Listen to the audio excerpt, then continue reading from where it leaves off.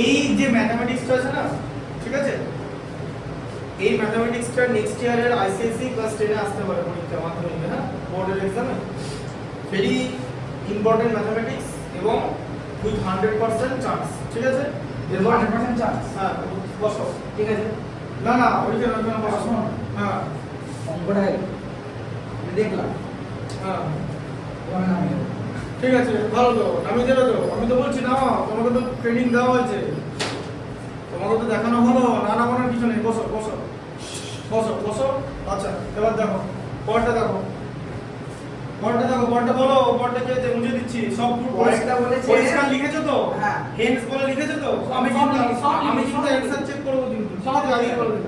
পরের কোশ্চেনটা বলেছে হ্যাঁ, when the roots are -2√2 and -3√2 find x square plus 2ab plus x square. ঠিক করে বলো, কোথা দেখিস? অঙ্কটা নিয়ে ভালো। হ্যাঁ, ওরকম বাড়ির লাভ নেই, ওরকম তুমি যে ভুল বলছো সেটা বোঝা যাচ্ছে। আচ্ছা, বসো বসো বসো বসো বসো। আমি বলি দেখো, find the discriminant of the equation বার করতে বলেছে, ঠিক আছে? আচ্ছা, ডিসক্রিমিনেন্ট বার করতে বলেছে ডি। Square minus 4ac। হ্যাঁ, discriminant of the equation 4x square. দেখো, তোমাকে বার দেখো, এদিকে দেখো, 4x স্কয়ার পরের দিন করবে। 4x square minus 12x plus 9 equal to 0, ঠিক আছে?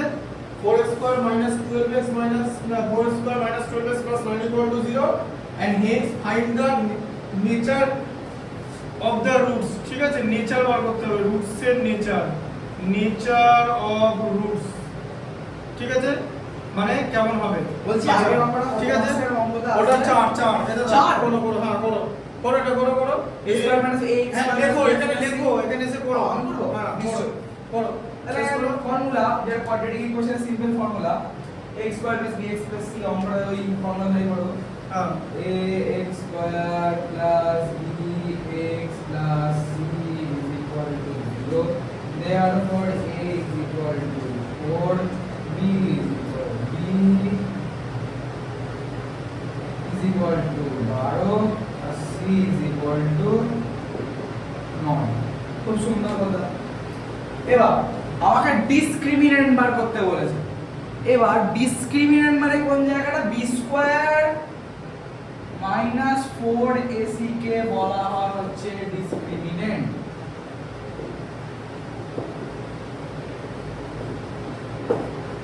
b স্কয়ার মাইনাস 4ac কে বলা হচ্ছে ডিসক্রিমিনেন্ট। তাহলে b স্কয়ার মাইনাস 4ac কে ধরি, b square b 12 square 12 square minus 4 into 4 into 9, খুব ভালো কথা। 144 মাইনাস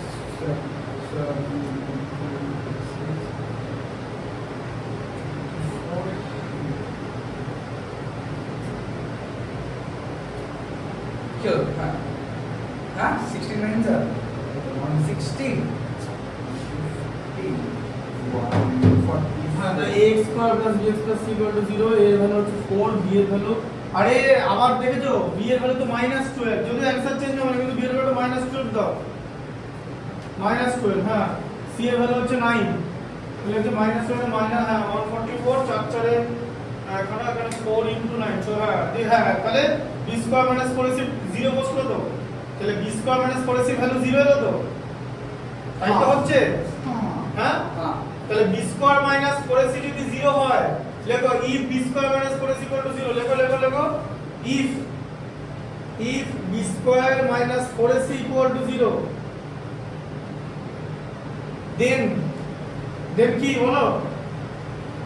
রুট গুলো নেচার কেমন বলি, তারা বলছি b square minus 4ac is equal to the equal roots. হ্যাঁ, roots are real and equal, then roots are real and equal, real number লিখতে হবে, রিয়েল নাম্বার ইমাজিনারি নাম্বার সব আলাদা আলাদা হয়, then roots are real and equal। আবার root, আবার b square minus 4ac যদি ইরেশনাল নাম্বার হয়ে যায় তাহলে রুটস গুলো ইরেশনাল হবে, মানে আনইকুয়াল, মানে ধরে এরকম আছে, ধরো ইরেশনাল নাম্বার আমার কথা বলে দিচ্ছি, ধরো b স্কয়ার মাইনাস 4ac তো রুটের মধ্যে আছে, এবার এখানে ধরো এমন একটা ভ্যালু হলো সেটা √5 হলো। √5 হচ্ছে একটা ইরেশনাল নাম্বার, তাই না? রেশনাল নাম্বার ইরেশনাল নাম্বার পড়েছো তো?